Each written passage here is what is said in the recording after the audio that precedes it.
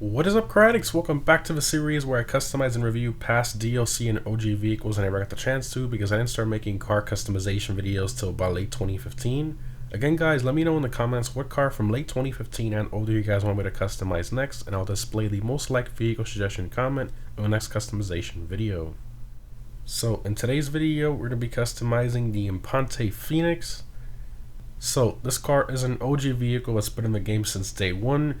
This is a car that you can get off the street for free, and that's currently the only way you can get it. So currently there's no website you can buy it on, so you're forced to find one on the street, which definitely makes it more of a cool car to own because less people have it. But you know, over the years, it literally since 2013, it's an OG car.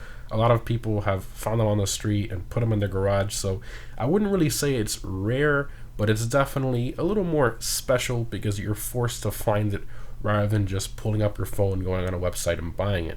And for those of you that might be wondering about the stock wheels on this car being gold, that's because I did that in advance using the sort of iFruit app trick to paint your stock wheels a certain color. For the build I needed to utilize the stock wheels, and that's why I did that there. So if you're wondering, that's why the stock wheels are gold.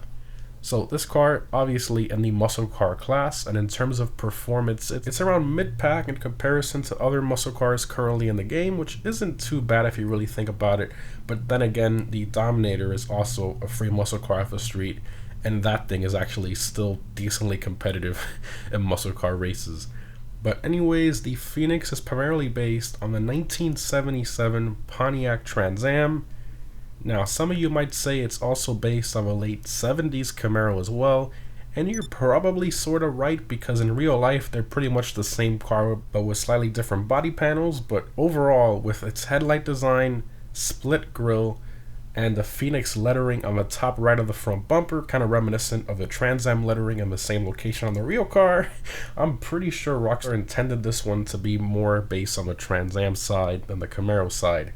Now, on the other hand, I also want to mention that the rear taillight design, if we move to the back of the car, that one is actually pretty similar to the 1970 Camaro, which I do find pretty interesting, but I think overall the car is Trans Am. But in typical Rockstar fashion, they love to mix different parts on cars as usual. But anyways, let's go ahead and check out the customization of this late 70s muscle car. Alright, Phoenix time.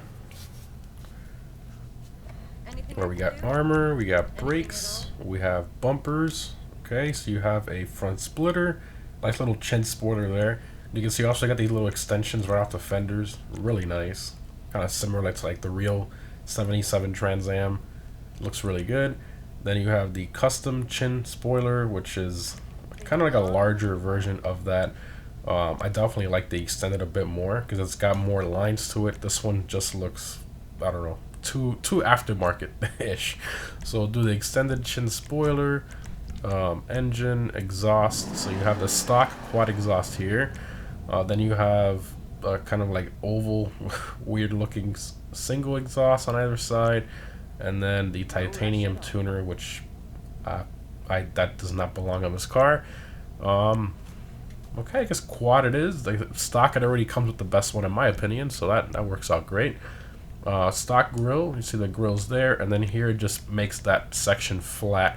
So if you don't like the little grills, you know, you can do the flat look. But personally, the grills, you know, looks more like the Trans Am, which I like. Hood, you have a cowl induction hood, very, very similar to the shaker hood from the real car. Trans Am looks really, really cool. I don't remember if when you open the hood if that section in the middle stays. I think it does, but I can't remember. I guess when we go outside we'll see. Then you got the different blowers if you want to put that on there. So we're going to do the cowl induction hood 100%. Lights, going to leave the stock yellow lights. License plate, I already got my custom bandit plate on here, so you can probably have guessed the build already. But respray, so here we go. We're gonna do a nice black. So first I'm gonna do matte black to get rid of any pearl that's on there, and then we're gonna do the crew black, which is darker than the normal black in game. And then we're going to do secondary color. We're gonna go to the metals category, and we're gonna throw a pure gold on there. We got that beautiful black and gold color combo with our stock gold wheels that we did the little iFruit app method to get them painted in gold. So I think it looks pretty good. And the stock wheels are pretty much the most similar you can get to the ones in the real car with a little chrome lip and the snowflake wheel design. We're gonna do that. Your crew emblem on the car goes on the hood. So I've personally seen some people where they make their crew emblem the Firebird. So if you want to put that on your hood using, you make your own crew, and then you can kind of, or find one that already exists with a little Firebird on there, then you can apply the crew emblem, and then you would have the Firebird on the hood, which looks pretty cool, but again, once you change your crew, that will change, so keep that in mind. You really sort of can't keep that with the design of the car. Continuing here, we have a glass roof. So now you have the T-tops, which, quick little fact here, the T-tops are sort of already there. You can sort of see the lines right there. We go back and forth with the light right there. You can see it a little better. They're sort of already there. They're just painted. It's kind of weird the way they did it. So, definitely going to do the glass T-top roofs. Side skirts. Nice little side skirt extension there. That's really nice. We're going to do that. A spoiler upgrade. So the spoiler on this car, when you find it on the street, obviously at the time I'm recording this, you cannot still buy this car. You have to find it on the street. You can find it in one of two ways. You can find it sort of flat, which I'll do here, a little glitch so you can see. There you go. You'll find it like this, or you'll find it like this with the ducktail. So it kind of sucks. I wish they would have made the ducktail a spoiler upgrade so you have the extra traction benefit. Unfortunately, you don't. So you have mid-level spoiler upgrade, and you have a high-level spoiler upgrade, kind of like a Daytona. People used to use this car to make the Daytona or kind of Superbird build. Thankfully, we actually have the Gauntlet Classic Custom now, which is 100 times better and closer than using a Trans Am / Camaro, which I really hated when people did that, but everybody has their preferences and stuff. So thankfully, we will not be putting this or this. We're gonna keep the stock kind of ducktail on there, which looks incredible. Now, continuing here, we're going to do the suspension. So we're gonna lower it. Again, all these old OG vehicles, the suspension barely goes down with the lowest one. Transmission, turbo, alright, wheels. So again, I already went over the wheels here. Now let's say for some reason you can't do the iFruit app glitch or whatever the method to paint the wheels. I believe in the muscle car category there is one that's kind of close. Or is it lowrider? I think it's in the lowrider category. Yeah, lowrider. Where is it? It would be, I believe, the fresh mesh. I think these are the closest ones you can get to the stocks. And then in the street category, I don't think there's anything even similar to that. Yeah, there's nothing really similar to that. I mean, there's one here that's kind of sort of has a similar design. It's not the concave mega mesh, is it? I forgot. I got past it. It's the one that has a ton of chrome that you can't get rid of.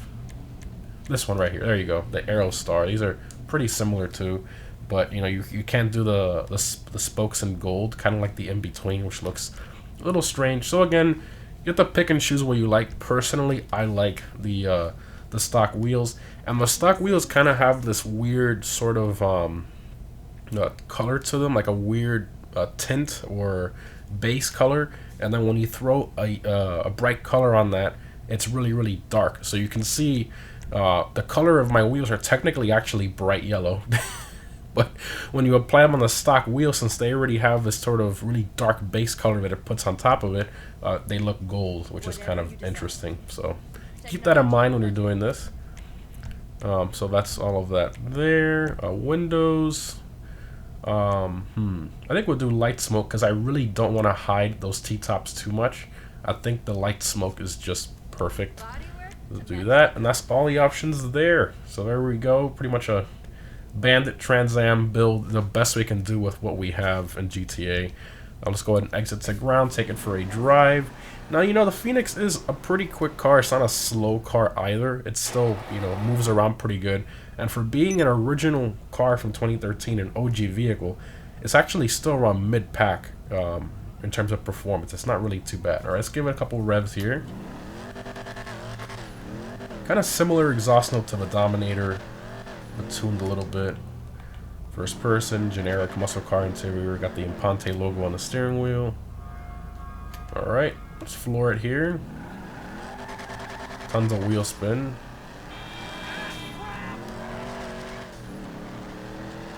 It's not bad. I mean, it moves pretty good. You know, it's not anything crazy, you know, or amazing like what we're used to in GTA.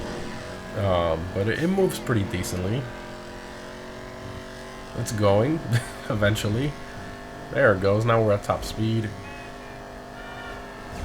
Not bad. And the brakes are actually surprisingly really good on this car when they're fully upgraded. There's a lot of muscle cars and sports classics cars where you upgrade the brakes and they're awful. They barely do anything. This one actually does have really good brakes, surprisingly. And of course it's rear wheel drive, and it's a ton of fun to do the double clutch / mid drive speed boost. You can come around a corner and then hit it right there. There it goes. It's fun. And this car, believe it or not, is actually pretty decent to drift with as well, surprisingly. For you can kind of mess with it and mid drive it, and I think you can also slam this one if you shoot it. You know, you do the method where you slam the vehicle by shooting the wheels where the suspension area is and all that. It's a lot of fun. It's a pretty good car, you know, and you really can't be like, oh, it costs money or it's too expensive or whatever, because it's literally free. You know, all you gotta pay for is the insurance and the tracker. And you can actually get the tracker for free if you bring it into your personal garage first and then take it to the customs afterwards. Then all you have to pay for is the full coverage for the insurance thing. So yeah, not bad at all. I think it's definitely a vehicle worth having in your garage, and the fact that you actually have to find it on the street makes it even cooler, because you know you can't just go and buy it whenever you want on a website. I've had this car for years. I mean, I've had this car for so long. I've had this thing, I think, since 2014, I believe. I mean, I've had this car for a very long time, but I've moved it throughout many of my garages, and I've never sold it. Obviously, I put it back to stock for the video, so you guys can see the process of upgrading it and all that. But overall, I think it's a very cool car. Alright, let's go ahead and pull over here. Open some of the doors. Tons of wheel spin there. Alright, vehicle doors. Let's do all.